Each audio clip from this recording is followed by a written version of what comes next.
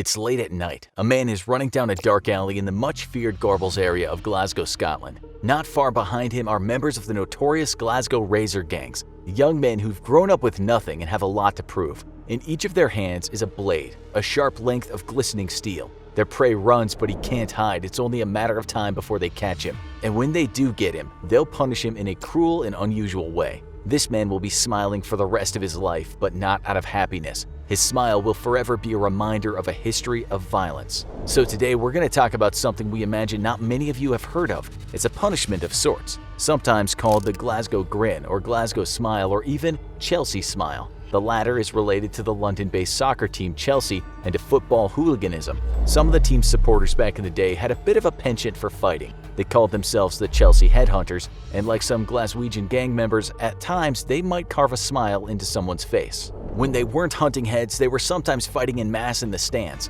Quite often the hooligans, who might call themselves a firm, would run down a foe like in the scene we described at the start. If that guy was unlucky enough, he might be punished by being given a permanent smile. Let us explain.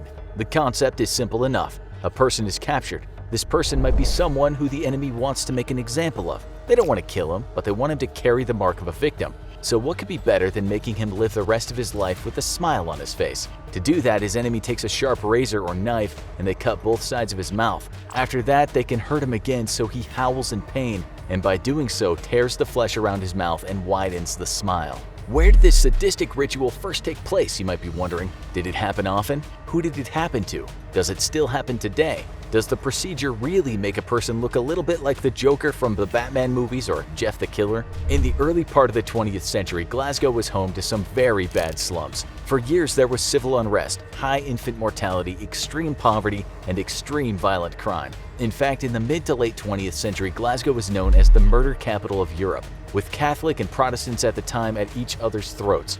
This was not the USA though. In Scotland, it wasn't easy to get a gun. People fought with their fists, and they also used knives, aka a shib.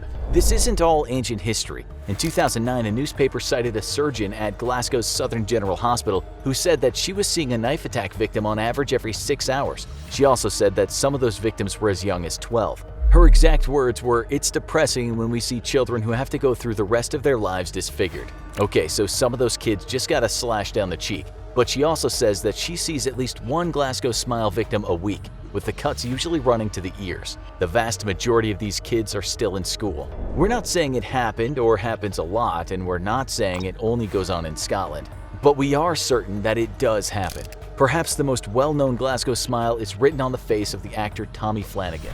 You might have seen this guy in a number of Hollywood blockbusters as well as TV series, including Sons of Anarchy. He was born in Easterhouse, Glasgow, and no doubt he witnessed a fight or two when he was growing up. A few years ago, in this part of Glasgow, murder by knife was the most common cause of death for folks in their 20s, although we should say that the knife crime rate has dropped as of late. Flanagan's life changed one day when he was attacked by a bunch of guys. The actor had been drinking in a local pub, and when he left the pub, some boys tried to rob him. He fought back, but by doing so, he enraged the gang. They held him down and cut him from ear to ear. While he was recovering in a hospital, an actor friend of his told him he should get into acting, and so he did. He became very successful and did so with huge scars on his face. This is what he later said about his Glasgow Smile. "I don't see the scars anymore. They're just ancient history now. It was a horrible thing that happened 20 years ago. I don't give it a second thought." So it does look like the Scottish made this kind of violence famous. Some sources say that it was the Glasgow gangs of the 1920s and 30s that started it. Cutthroat razors were the weapon of choice, although we imagine in today's world a knife would be used. It's a truly disgusting way to hurt someone, something that harkens back to darker days in medieval times. A person might also bleed out and not survive the attack. One thing we're certain of is it's far worse than receiving a Glasgow kiss, which is a simple headbutt. Now you need to watch this, the most dangerous streets in the world, or have a look at this, you versus Jack the Ripper. How could you defeat and survive him?